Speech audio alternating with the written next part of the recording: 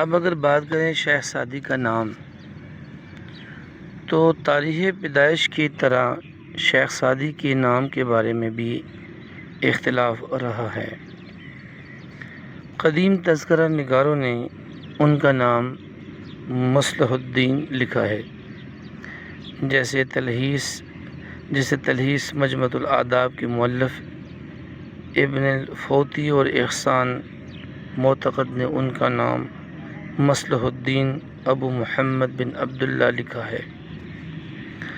India office library میں کلیات Saadi کا ایک نسخہ موجود ہے۔ یہ کلیات شیخ سعدی کی وفات کے قریباً 36 یا 37 برس بعد لکھے گئے ہیں، اور اب تک کی تحقیق کے مطابق شیخ سعدی کے کلام کا یہ قدیم ترین کلیات ہیں۔